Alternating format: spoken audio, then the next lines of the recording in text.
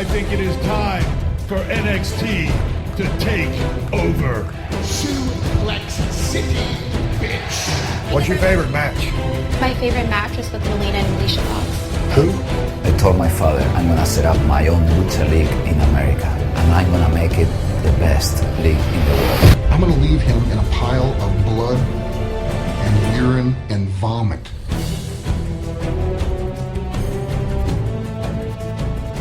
Hello everyone and welcome to the Let's Talk More Wrestling podcast. The wrestling podcast where we review pay-per-views and, in this particular instance, NXT specials. My name is Turbo Tony, as you all here have known by now. I'm here with my great friend Matt Marsander. How are you doing, Matt? Very good. A bit taken aback from the binge that I've just partaken. Yeah. Very good. The wrestling marathon. I have a headache from said wrestling marathon. Yeah. Jeez. Yeah, before you guys obviously haven't known, it will be, was it 9 or almost 10 hours, considering if we take Tough Enough for days consecutively. So yeah, 10 hours. 10, yeah. Whew. And WWE wonders why their market ain't saturated. Jesus Christ. You don't need any competition to saturate it. It's all down to them. But what we did have was two very interesting shows. We've got the NXT Takeover Brooklyn, and we've got the big SummerSlam pay-per-view. We will be reviewing SummerSlam, and that episode will be coming out tomorrow. This episode is for NXT Takeover Brooklyn, and we're going to look over what has become a fairly decent set of high-quality wrestling shows on the NXT brand. And Yeah. you're looking at like a multitude now of very, very good shows produced by NXT. But obviously, this one being in the Barclay Center, the same place as SummerSlam, it's on a much larger... Was it in the same building? Same building, yeah. Same building. They're doing the same building. They sold out the same building three days in a row, so... I kind of tell you something. I didn't realise it was the same building. I thought it was sort of like in a smaller venue sort of thing. No. Like the Barclays Centre was the biggest one, but no, fair enough. No, it's the same building. Which, makes things a little bit easier for their production crew, I'm guessing. They probably had a good all weekend. they've got to do is is the ring changing? Nah, just the drape around it. It's fine. Pretty much. So much easier. So yeah, this is obviously the biggest stage that any of the NXT guys have been on the NXT brand at very least. We're talking, was it over 15,000 people? We're talking. Yeah, they were pushing 16. Yeah. So I think the only person who at that sort of scale would probably be Balor.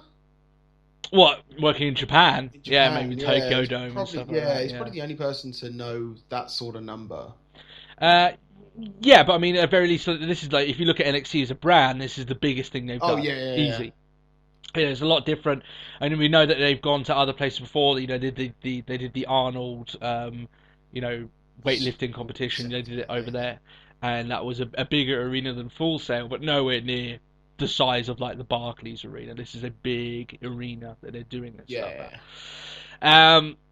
And it's they actually went overtime on this show. They had 2 hours. They went well overtime. But one of the good things about it being, on the network is, and they said this on commentary, it doesn't matter. Yeah. If this was what was it? If this was on a Saturday night, if this was tomorrow night, for example, we'd have to stop, but not here. Yeah. Not on NXT. Because it's our network. That was the line that was used. Yeah. I thought that was okay. I thought it was very, very good.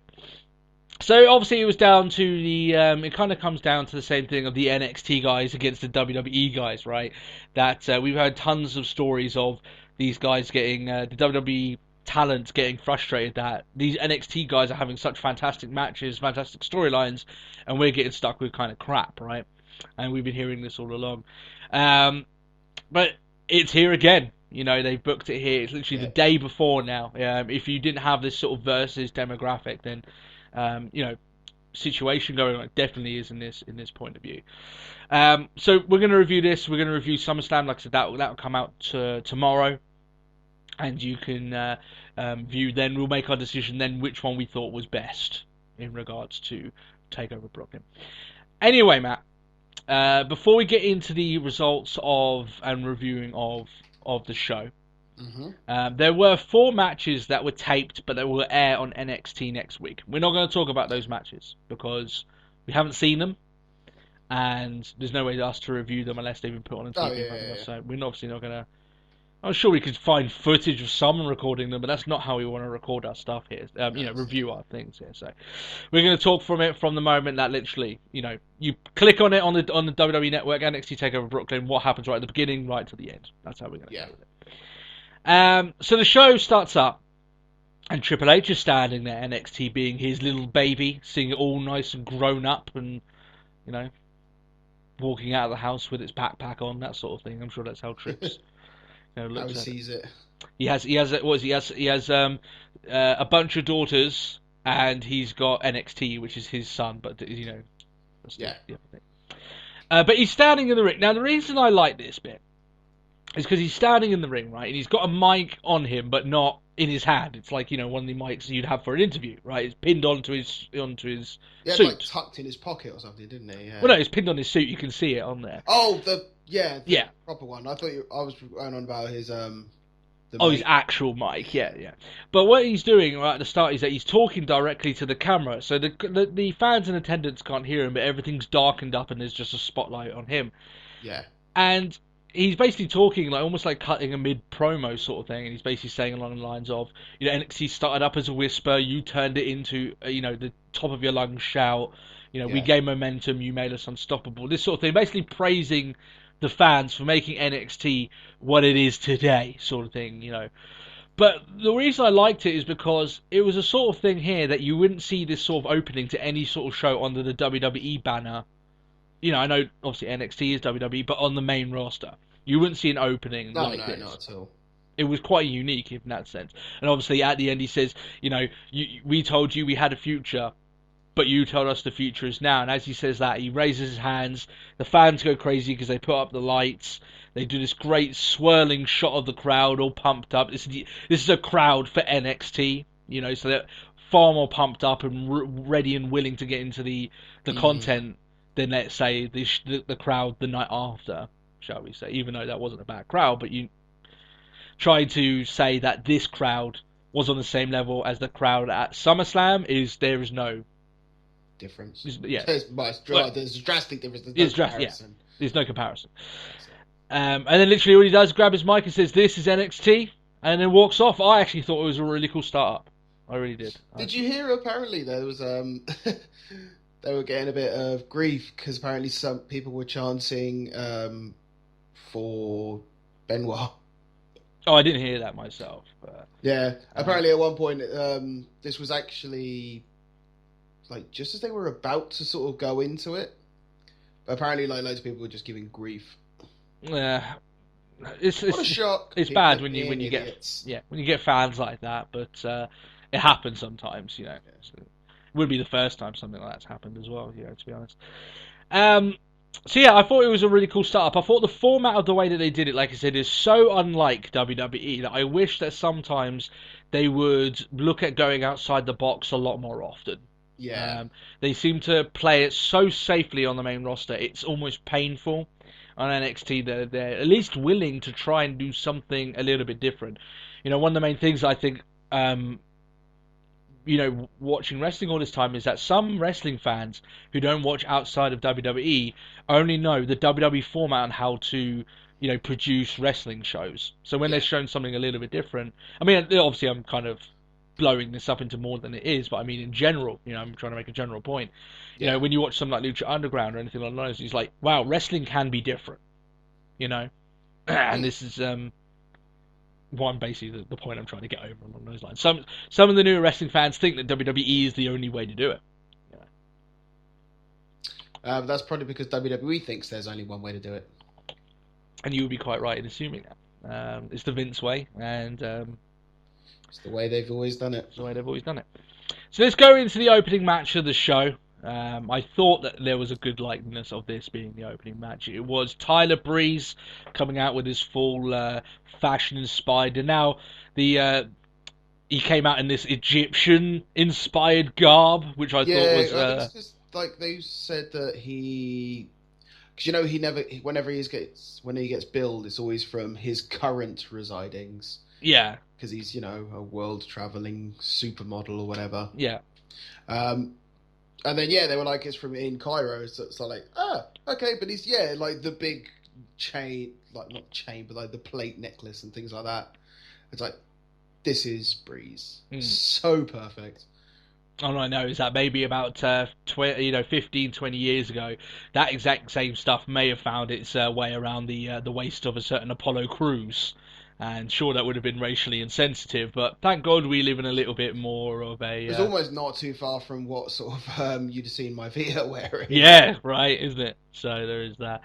But he comes out, he kind of the similar style, from the last special. He had the same sort of entrance. It's not that much different here, if I'm honest, but still, it's pretty cool. Jushin Thunder Liger comes out. Big response for Thunder Liger, obviously. Such a Japanese entrance. Yeah. It's just like the music hits, and you're like, that's so Japan. Yeah. But it did see, I tell you what, Matt, as being I wouldn't say a fan that's obviously dedicated himself to watching Liger matches, but I do enjoy a good, Jushin Thunder Liger match. Seeing him inside of a WWE sanctioned building just seems something really odd. Yeah. Cool, but it was like, wow, he's here. Like, really? I know you booked it, but it's kind of strange, but awesome in that same sense. What I'm trying to get is that it's a good thing, not a bad thing. Yeah. Right? And I tell you what, right from the get-go, for a Japanese wrestler, and I don't mean this offensively, it's just because of the way that over in Japan they work the crowds differently, right? For a Japanese wrestler, I thought Liger knew exactly how to work an American audience right from the get-go of this match. Yeah, I could agree with that. In terms of interaction, and how he would just sort of mess with Breeze as well. Sort of like, oh, you like lazing up in the corner? Oh, so do I. It's like slump. It was great crowd interaction, I thought. Yeah. And the fact that Liger and Breeze were working off each other, you'd think that they would have a great, ring chemistry. You'd hope so. But in terms of actual getting it over towards the crowd, I didn't think Liger would be able to do as much. But he seemed very confident, and that's what that many years in the business does to you. I know it's not the first time, guys, that he's worked in America. He's been in America before, but what I'm saying is that it's been crowds change. He's not predominantly touring America, right? It's just the way it is. So I was quite pleasantly surprised how he was very quick on it. Not so much quick on his feet, but quick in his head. And that's what years and experience in the industry gives to you, and that's something that Tyler Breeze can hope he can have going down the line. The one thing I will say though, Matt, I thought the start of this match was very good, but it looked halfway through that Liger looked like he had blown out a bit. Did you catch that? I did a bit. I was just in the start, the early stages of the match. I really enjoyed seeing Breeze pull out a different variety of moves. Yeah. What was his? He had that one where he had Jushin sort of in front of him with his back, and he had the legs, and he almost did a back break.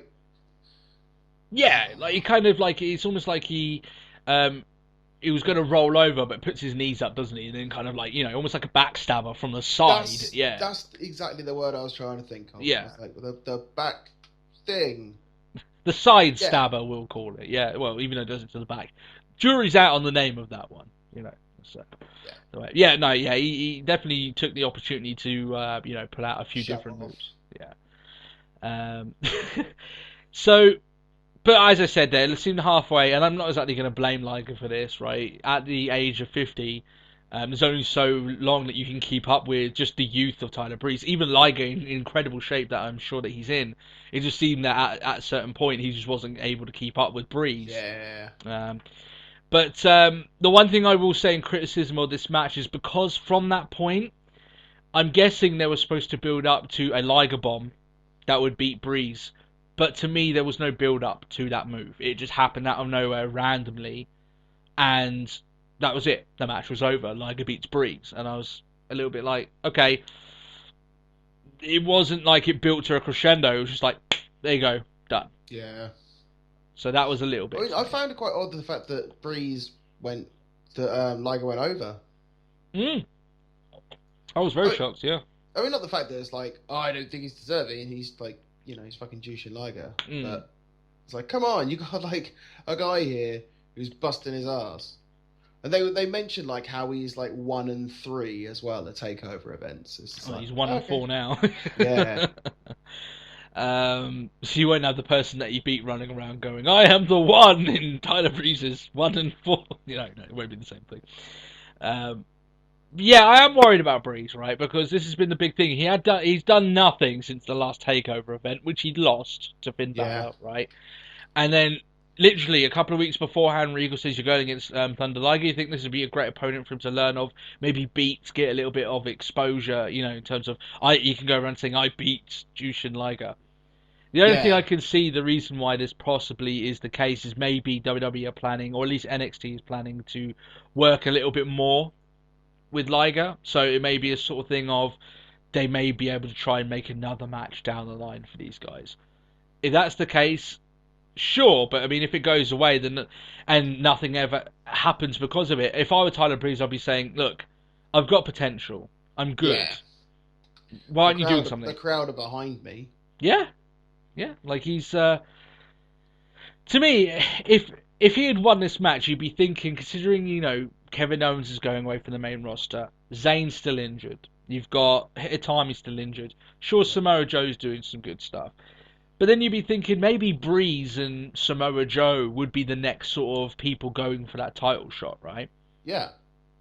Now Breeze really doesn't have any claim to such a thing. And it's literally the only person that you think would be in line for a title shot is probably Samoa Joe, which is probably what they're going for next. But I hope, because I put the line in here in my notes saying that I hope he doesn't become always the best man, never the groom sort of thing.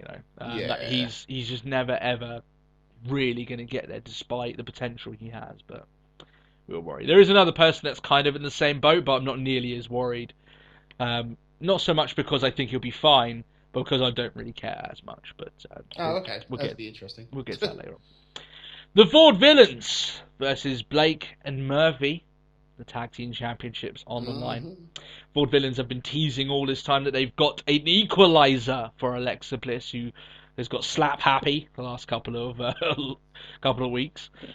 And just as she looks like she's about to do it again, they bring out Blue Pants. And all I thought is you've got like Kevin Nash, right, and Scott Hall at ringside. They probably thought, what the fuck is this? Yeah. But still, I thought it was a great pick. I think this is kind of a thing everyone sort of thought it would be Blue Pants. But did that Brooklyn audience give her like a hero's welcome? The fact Jesus. that there was even a Blue Pants chant before her music even hit. Yeah. It's like so good. Great. This obviously rocked the champions. They were not expecting Blue Pants to arrive. She's done a hair blue as well and everything along those lines. So there is that. And she's got a Vaudevillain shirt on. Hopefully, It's like they were like used it as the equalizer, but she didn't really have to equalize a great deal. Yeah, we'll get into that a little bit, because I thought that her interaction actually was a little bit poor, but we get into that. Now, one thing obviously is that the whole thing of the build-up to this match is that the fans are finally bought into the Vaudevillains, right? Yeah. They're big faces now, a big departure of where they were beforehand. And I firmly believe, we said this before in the NXT report card, that I believe that the Blake and Murphy experiment, if you could call it that, all it showed me was that Alexa Bliss has a good future. I'm not so sure about Blake and Murphy. That's just me. What's the Dubstep Brigade? Dubstep Brigade, right? And I thought out of the two, obviously, I mean, it was the Vaudevillains night. They did put on a good showing here. Mm-hmm. Now, obviously, throughout the course of the match, Alexa looks like she's about to stop them from winning the match. She kind of tries to get involved. And then Blue Pants comes in and then gives her what I can only call the most careful and like gentle slap. Yeah. It was more like a push sort of thing. It was, because you look at Alexa Bliss, I mean, she's been fucking whacking those guys. Like, you don't have to put a mic up next to their cheek to hear that slap. Believe me, everyone's gonna hear it. And then you've got her just Blue Pants just kind of sort of thing.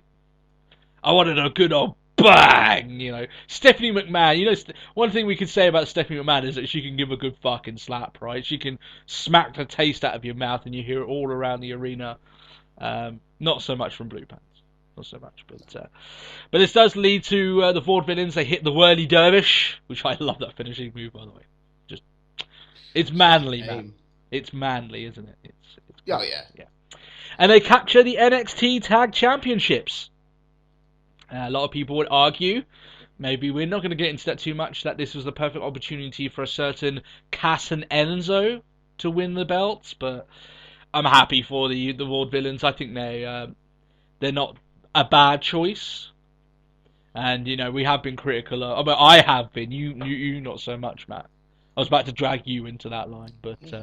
See, I don't hate the Vaudevillains. I've been critical before of these guys, but I think they've been doing well, and I thought this title win was executed just about as well as you could. Yeah. And it was an entertaining match.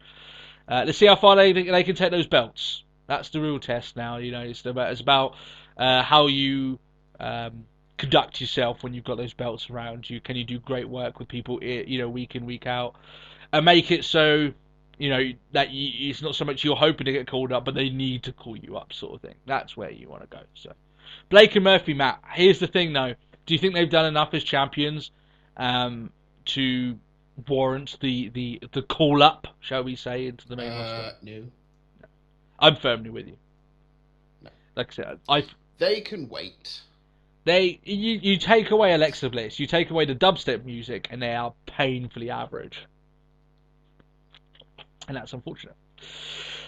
Apollo Crews versus Ty Dillinger. Now, Matt, I don't want to get too excited, Matt, but, and I'll put this on record now on this show, that I think Apollo Crews is the closest thing to a full package I've seen in a very long time.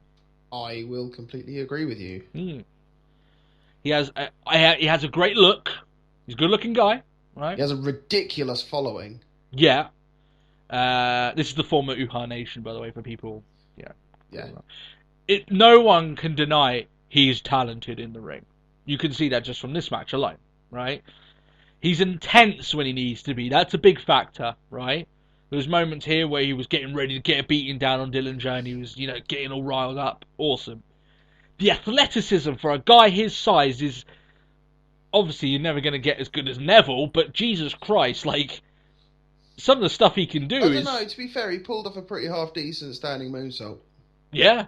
It was damn near perfect. You know what I mean? And I tell you what, right, Matt, here's the kicker. We've seen people have all those traits, right? You can say Finn Balor has all those traits, right?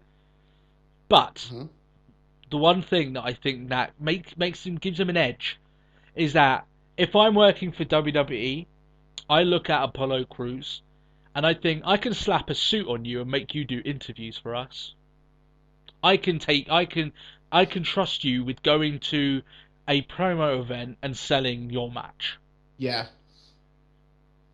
And that's a big thing, guys, right? Why do you think The Miz has fucking survived all this time? Believe me, it ain't due to his following or anything like that. It's because he's willing to do the dates. You know, he's willing to do everything WWE wants him to do and do all these outside of the ring stuff, you know. I think depending on performances, this is big stuff that I'm saying here, depending on performances, WWE don't have any reason not to put him in long-term world title plans. Yeah. Depending on performances. If he carries on the way he's going, I think he ticks all the boxes that a fan like me would like, but obviously, more importantly, a WWE executive wants. Would like, yeah. The people that make the decisions, he will make them happy. And guess what, Matt? He's the kicker as well. He's also quite young. That's true. You got years out of... Yeah, I forget he's actually on the younger side of things. Like, where we got, like, Balor, and we're just like, oh my god, Balor's so amazing. But then Balor's, like, in his 30s. I don't think it's so much his age, it's obviously ring wear as well with Balor. That's the one thing I would be worried about. I still think he's good money, and I think he'll do great work for you in the next 5 years at very least. But, yeah, I get what you mean. Now...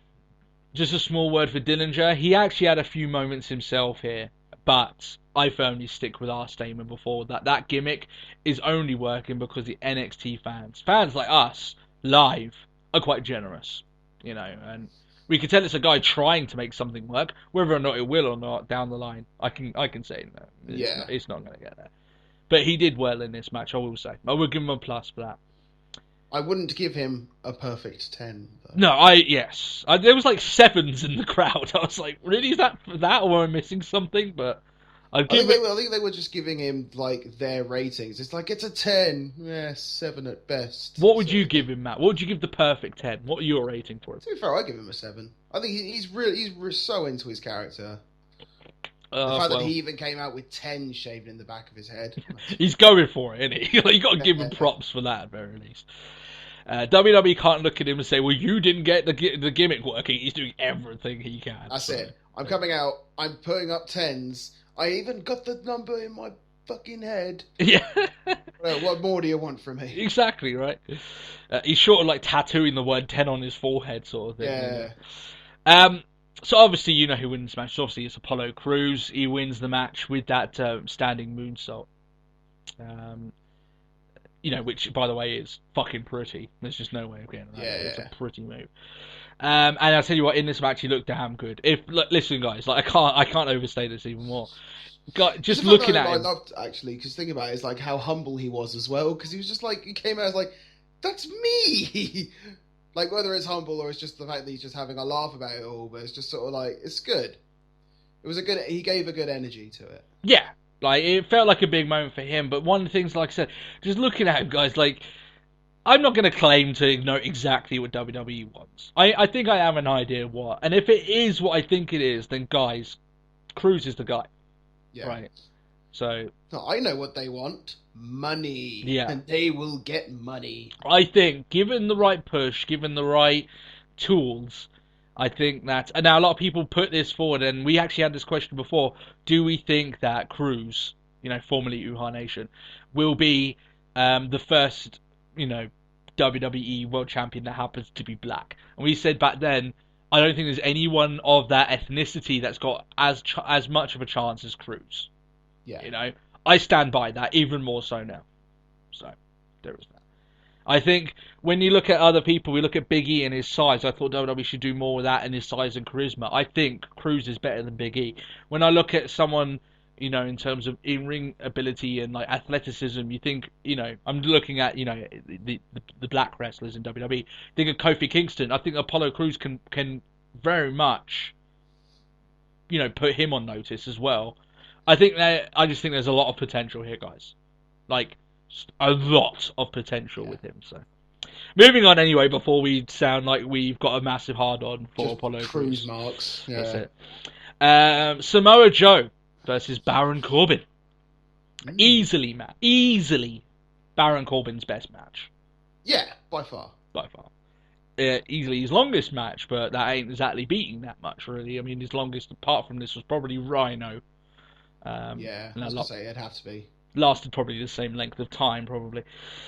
I thought this match was fairly decent.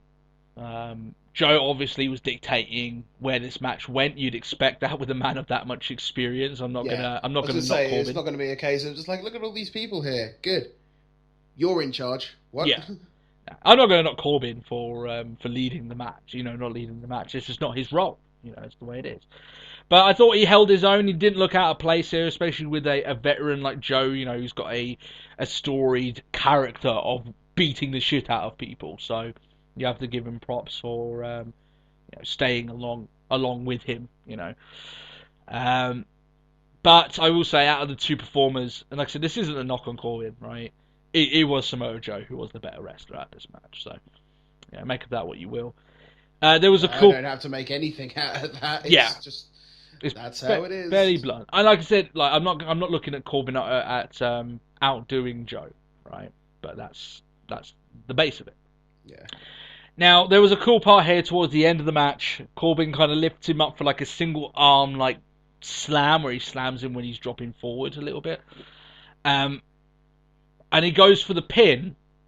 He gets a 2 count, but as Joe kicks out, he kind of he doesn't just kick out. I mean, he kicks him up into the air. Flips him, doesn't he? He kick flips him, and then literally he lands picture perfect in the ideal position that anyone would want to if you're going to put him in. I don't know, maybe, you know, the coquina clutch. Yeah. It's like, well, I guess. When you're here, my hands are here. We may as well do this sort of thing. You know? That's it. Yeah. So yeah, he locks in the coquina clutch, and and Corbin goes to sleep, knocked out, and that means that Joe does win the match. There was WWE aren't really doing a thing nowadays of holding the hand up and doing the drop thing. Once they just see someone that's out of it, it's like done. Yeah, I noticed that even on SummerSlam as well. It's like, what's happened to like the three? Like, what? Nothing? No. Oh. I'm not going to say it's a bit weird. I think it's the way things are going, especially with UFC, you know, along those lines. But because with them, it's just pretty much as soon as you're knocked out, it's gone. They're not going to hold your hand up 3 times, so they're trying to make it a little bit more, seem a little bit more legit. A bit of legitimacy to it. Yeah. But it means the next time they do this 3 count bollocks, that means, I mean, to me, that's done now. If you're making a precedence that once they're knocked out, you're done, right? Yeah. Then that's it to me. Right, I don't have a problem with it, but it's the consistency with WWE, right? If they suddenly start going back up to holding his hand 3 times, then I'm not up for that. I'm not up for it. The only thing I would say here with Joe winning this match is that it leaves Corbin in a bit of a innocuous position, right? Do they just go back to giving him squash matches until the next takeover, and then he loses again? It's just a little bit like, here's the one that he's sort of in the same boat as Tyler Breeze. Where do they go now? You could very easily fuck this up. And with Breeze, I'm more worried because I think they probably will just go back to plan B with Corbin, just let him beat a bunch of nobodies for a little while just to build him back up. With Breeze, it's a little bit harder to do that, right? So, yeah, they're the 2 people I'm most worried about coming out of TakeOver. But I'm 100% sure this sets up Samoa Joe as the number 1 contender for the NXT title. Absolutely. Look, is there anyone else, Matt? Can you think of? Like, you got Joe's beating everyone. He's unbeaten on NXT, and there's no Sami Zayn or Tommy. Like, no, I can't honestly think of anyone else. Unless they can come back in the next 2 months and make a storyline out of it, then in which case I want anyone else. Yeah, that's the only way I could think that they could get around doing that, you know. But we'll see how it goes along. There certainly seems to me that Joe would probably be the next contender. But then it's face versus face. How do they go around that? These are all the questions to come. So we'll figure it out from there. Moving on to this match, Matt. Oh, really? Bayley versus Sasha Banks for the NXT Women's Championship. Yeah. And I will prefix everything that we're about to say now with Sasha Banks is having a phenomenal 2015. Yeah. As in career defining, near on. It is coming off like, I said this to Matt, you know, after watching TakeOver, that, you know, with the Wrestler of the Year awards at the end of the year, there's a few candidates, I'm not going to lie, there's a few different people we can talk about. When it comes to women, it's easily done. It is Sasha Banks. So Sasha Banks, having the year that she's having, you look at it along the lines of that, contenders to try and stop her from currently being Female Wrestler of the Year. Sorry, I don't think there's anyone that can really go up to her caliber this year. When she's having matches of this quality. Yeah. Now, we're obviously going to the match. We've kind of given away what we think about this match already. Hey, don't you jump. Oh, you speak for me. Oh, wow, okay. Jeez. Hey. All right, fair enough. What I think of the match already. All right, calm yourself down a bit. Yeah. All right. I thought the video package before this match was really good. Oh, yeah. They kind of had like Bayley's music, and it was gradually fading the more of her friends that had been called up to the main roster and leaving, and yeah, I thought it was really cool the way they went around that. And you know, looking at the fact that Bayley wasn't obviously chosen to be a part of this Divas Revolution that they're talking about all the time now, they can't fucking stop talking about it. Yeah. And I thought it was a great video package. I thought it was really, really well thought of. Showing the stuff like, you know, Sasha doesn't see her as a threat, doesn't see her as a challenger. along these lines. So Bayley comes out. You know, everyone loves the inflatable arm tube men. They're out in full force, a fucking army of them. But she had the like the polka dots. I was like, yes, for so good for Dusty. Yeah, I did like that. And when Sasha came to the ring, it was a thought of the lines of Bayley's entrance was cool, but it was pretty much an overextension of what she would do on a weekly basis in NXT in Full Sail, right? Yeah. No, the boss does things at a much grander scale. So she comes out in a lovely looking car. What car was it, Matt? Big Escalade. Escalade. Oh, I like Escalades. They're nice. And on the side of said Escalades, because rolling security, yeah, that's right. Because at the end of the day, normal security, you can't be inside of the car with the boss, right? The car is hers. Okay, that's how important she is. So she comes out, got all the security men. She looks the part, looking like $1 million, and she was ready to put her perception of how much she's worth into her match. And it was truly about something to become great. Here's what I loved about this match, Matt. And I wonder if you picked up on this going in. I thought this match, out of all the ones that we have watched over the last couple of days, we'll talk about SummerSlam as well, I thought this had the best in-ring psychology.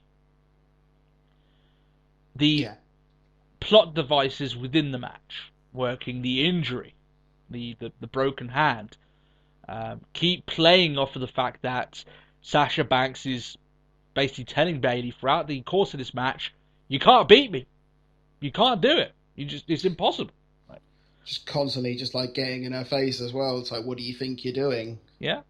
And there's this rise to not only be rebellious against the likes of people like Sasha Banks, but Bayley needs to be rebellious of the things that she's done in her own past as well. In terms of, I thought one of the great lines she said is that I've been keep bringing my mother to these matches and seeing me lose in these matches. Yeah, I'm not going to let that happen again. I thought that the psychology was great. That there was a particular moment. I'm kind of skipping forward a little bit here, but there was a particular moment where the bank statement is locked in. And instead of letting Bayley just slowly get to the ropes, Sasha Banks is literally with her legs fucking kicking the shit out of Bayley's hand. And you're like, all the crowd are like, oh. But at the same point, you think that this is the hand that she slammed in between the LED light and the two steps. The steps, yeah.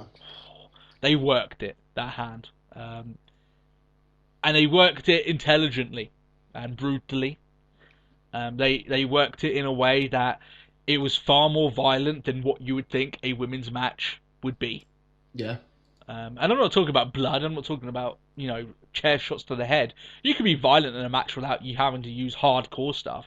The amount that she was, dishing out damage to that hand, got to a point that every little touch, every little slam, anything to do with that hand got a reaction from the crowd. That's great in-ring psychology. That's exactly what it is.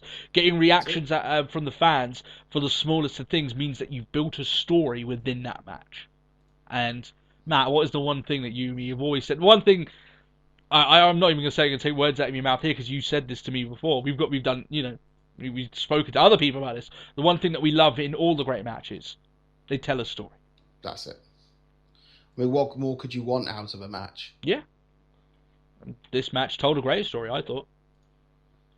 It's sort of like, why? It's like, because it's more than just the moves. Yeah. What did we say about you, wasn't it? We were talking about Eva Marie and her latest gap. We're going to talk about that on the live show, by the way. Yeah. And we were saying that it's one thing to be taught the moves by a veteran.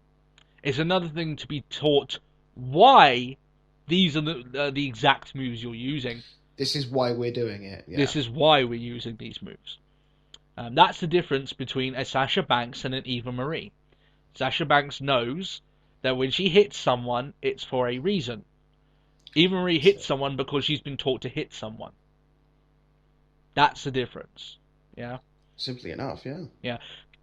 Wrestlers, they click when they realise that a suplex isn't just a suplex. A suplex is part of a story that I'm going to build to crescendo at the very end. That's going to have the fans on the edge of their seats praising whoever wins this match. And I thought both women got that exactly in their head here. Yeah. And that's the reason why I thought this match was a match of the year candidate. That's how good it was. There was a part at the end of this match here to finish off the match in a 15 minutes plus. It was the quickest 18 minutes that you're probably going to ever have. It was great. And it ended with an inverted top rope Hurricane Rana, which is a sexy move just to name. It was even sexier looking at Sasha Banks getting thrown off the top of the rope backwards onto her head. Yeah. There's also a part here where Bayley kind of went to jump, and Sasha Banks reversed it, so Bayley landed on her head. It Like looked where like she's just spiked herself. Yeah. And then it obviously ended from that part once Bayley had actually hit the Hurricane Rana from the top rope, the inverted Hurricane Rana. She gets straight back up because Sasha's literally like, she's punch drunk at that point. Hits the belly to Bayley, and Bayley finally captures the NXT Women's Championship. And the fans go crazy. The one thing I liked, actually, is because the fans, if you watch this match, the fans aren't actually initially on Bayley's side. They're on Sasha Banks' side. Yeah. And the way that both women worked the match, Sasha was a great heel. She did some diabolical stuff, basically, around that hand, right? And Bayley kept pushing herself as the person almost kicking back at the people, literally kicking in Sasha's face when Sasha was telling her, "You can't beat me." They... Why are you still trying? Yeah, they sold it perfectly. Like I said, the ring psychology is great in this match. Yeah. I thought it showed all the great parts of Sasha Banks. I thought it showed some of the great parts of Bayley. I think Sasha was the one who did better. I'm not going to lie. Even though I'm a big fan of Bayley, but I do think Sasha, she's a star. She's the better of the two. And then after the match, Becky Lynch, Charlotte run into the ring. They give Bayley a hug. Funnily enough, considering. By the way, that Twitter picture you shared, by the way, I laughed my head off. Oh, what, the face hugger? Yes, I thought that I got a chuckle out of that one. By the way, Matt, if anyone wants to catch that particular picture, what's the Twitter handle again? Do you mean the one I posted on @TalkWrestlePod? That is the one. Yeah, wow, you're very good at that. Very good. See, now this shameless plugging is leaked into our extra episodes now. It's just the way it is. Anyway, afterwards you got Sasha comes into the ring and they kind of pose as if they are the four horsewomen. They put up the 4 as well. Funny enough, when there's like, oh look, Ric Flair's here, and there's like Charlotte just like 4. Well, you look at these 4 women, right? It kind of felt to me with these women, celebrating in the ring. I could say girls; they're younger than me, some of them. You can say that them posing here was sort of a symbolic of like an end of a mini era in NXT. Yeah. Of these 4 women basically ripping up the division. I don't think, this is where I get a little bit negative, I don't think the women's wrestling at NXT is going to get better. I think it's actually going to take a little bit of a downfall next couple of months. You can't take 3 of those fantastic women out of the roster and expect it to get better. It will suffer. It will suffer, let's just be honest. Yeah. Especially if they're focusing more time on Dana Brooke and Eva Marie, but we won't particularly get into that this episode. Right? But I think that picture of those 4 women celebrating in the ring, I think that's much more poignant than a lot of people realise at this current time. I think people will look back on it, in about 5 years' time, and they'll realise, wow, this was a height of excellence. Yeah. In NXT. So. Maybe we're at the end of that there now, because Sasha, I think she's wrapped up on NXT, won't be showing up on there that much anymore. I think she'll be around for just obviously she's got to fight back. She's got to try and reclaim her title. Yeah, she'll probably get a rematch, and I think that's pretty much. But she won't be on NXT each week. I think she's wrapped up. She's going to be working for main roster full time, so that's where we go from here.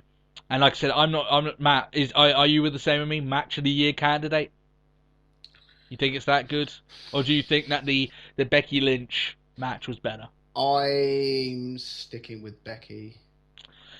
I think that was a better match, but like we were talking about, it's so close that I think it'd be a case of I'm going to have to go back and watch them both. Yeah, I think the more I think about it, I think it's going to be one of those things which is going to sit on me at the end of the year as being best. They're down close. These bloody women on NXT give me headaches about the Match of the Year award later on this year. I know. Jesus. But it's awesome. We love it. That's great. And the way that our Match of the Year candidate is currently holding up, you've got Mil Muertes and Sasha Banks looking pretty hunky-dory the way things are going at the moment. But we'll see how things go along there. Then it comes up to the main event. They had some match to follow here. Did Finn Balor and Kevin Owens. I know, Matt, you were excited to see Finn Balor come out for the first time in a big arena setting. Yeah, of course I was. How could I not be? I thought his entrance was cool. I thought the thing that I liked about it is that with the title being involved, like with the smoke and everything, him playing the demon is like him as the demon kind of spots it halfway down the ramp it's been set up, and he kind of snatches it back into the the smoke and the shadows and stuff. I like that idea. And has the title there with him. You could probably look at this, Matt, as probably Kevin Owens' last NXT match. I think it's pretty safe to say that's probably the case. Yeah, I think it's a good assumption. I thought this was a great match, very, very good.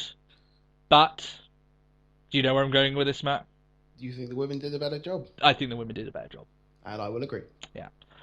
These guys did great in terms of some of the moves and stuff they did, man. They definitely matched the women. But I think I will give the edge to the women on this show. There were some hectic spots in this match, as it is a ladder match. We had a part where Owens took like a back bump off of like a ladder, like bouncing all over the place. Yeah. And, it looked harsh, shall we say.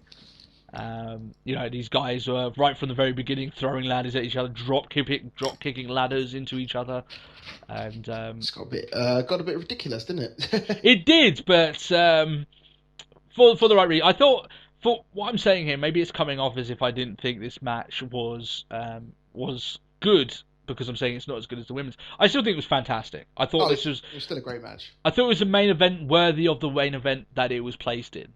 So I give great props to both these guys. In fact, I was actually a little bit shocked that Kevin Owens was willing to do that much in terms of bumping and taking damage and risks. Well, with him being at SummerSlam the next night. Yeah. Yeah. I mean, I was thinking the same sort of thing with Sasha Banks. But, I mean, I guess we'll talk about that when we get to it. Yeah, that's right. But the end of this match, like I said, from that hellacious back bump, you have to watch it. It was damn near uncomfortable. It looked like it fucking hurt a ton. But then Balor's not exactly in the right position. In fact, like it seemed like the belt was a lot higher than it usually is. Either the ladders were a lot smaller, because it looked like it was well out of reach. Sometimes when you watch the ladder matches, like the title could probably smack off the top of the ladder. Sometimes they use such big ladders for that. But yeah, he's not close enough. He can't grab it, so he decides, well, you know what? Owens is on the floor, and I'm up here. Like, there's no point in me just climbing my way down. Yeah, why not? Accelerate my downfall by jumping off with 2 feet and landing on a nice cushiony area, being Kevin Owens.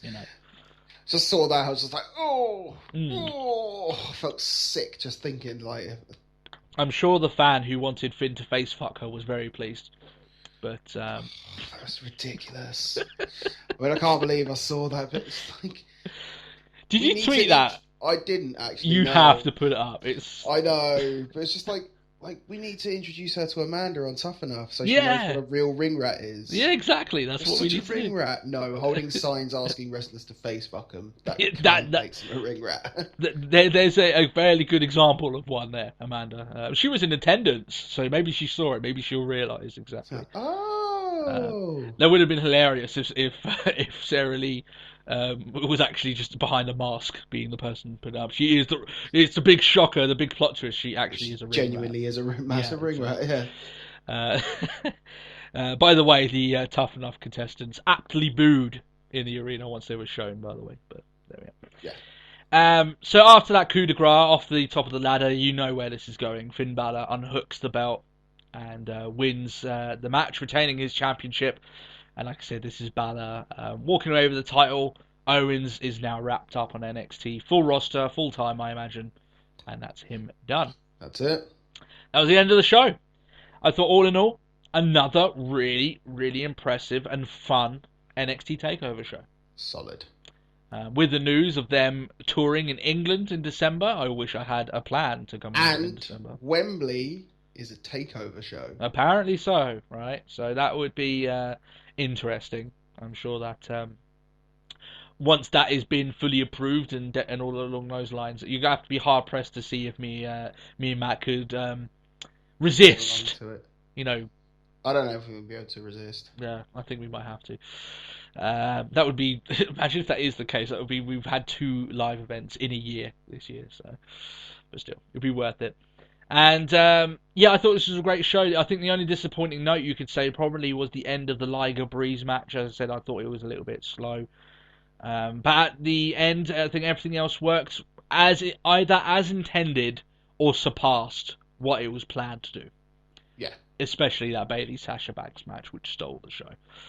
And they put the main roster on notice. You know, if it is a versus, main roster thing, then it was a great opening shot that they fired in the direction of the main roster. If that's what it's going to have to, if that's what it's going to become. That's it. And they've also step it up. They've also got the thing that their show was only 2.5 hours long, not the 3 and damn near 4 hours was SummerSlam. So, but we'll obviously get into that there.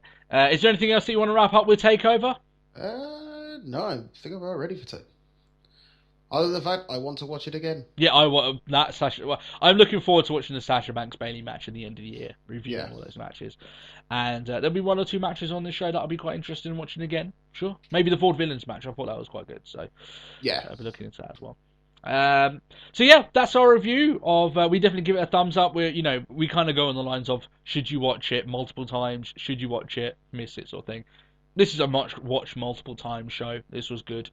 I will go back and probably watch this show again if down the line, as the years roll on. So yeah, thumbs up from us. Great stuff. Match of the night. I think everyone's clear who we said that. It is Bayley Banks. I thought that was easily. The best. So yeah, if you did enjoy this show, well, guess what? You can watch it live. Did you know that, Matt? Of course you do. I've been bugging you about it for the last 2 weeks. You have indeed. You have. It is August 29th. 8 p.m. GMT. You can watch the next episode, the 90th episode of the Let's Talk Wrestling podcast. Tomorrow you can watch our review of WWE SummerSlam. We'll be reviewing that show top to bottom, including the controversial finishes to the 2 main events of that show. Very controversial. We'll give our thoughts.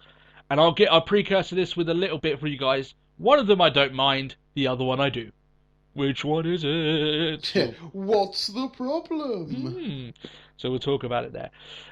Like I said, all in all, great show. If you did enjoy this episode, then you can obviously leave us a like. You can also subscribe to the show, become one of our almost 400 subscribers. We're actually getting so close now, guys. It's unreal. We're going to have a massive celebration on the show when we actually do hit that big milestone. Me and Matt didn't think we would get there. Now it seems like we're going to beat it easily, which is the 400 subscribers. And like I said, we've got the live show, August 29th, 8 p.m. And that will be a great thing. What else do I need to plug? Twitter, Matt. What's the Twitter handle? Twitter handle of at Talk Wrestle Pod. It is at Talk Wrestle Pod. I have to think about it then. Of oh dear! All these times doing it, you've your brain shut down. Along those lines, yeah. Don't Google it. That's it. If you guys do want to leave any questions, then by all means you can leave them in the comment section below. I will say, however, though, for some reason, since not WWE, it's nothing to do with them. It's not their fault this time. YouTube have like stopped Google Plus being a thing, right? So it's not attached to the account. Since then, now I don't get emails when you send comments. So it's I can still get them, but it seems like YouTube's having like a bit of a hissy fit with me recently in terms of it doesn't like you. Yeah, it's being a bit harder to actually access your comments, but leave them below anyway, and I will check them. It's just I have to check them a different way now, which is a bit of a balls, but still. But apart from that, have a great day. We'll catch you again tomorrow. That's the way it is for our SummerSlam review. And that's what we get when we have so many shows in a week. That's right. We'll catch you again tomorrow. I'll see you shortly. All right, thanks a lot, guys. Bye-bye. Bye.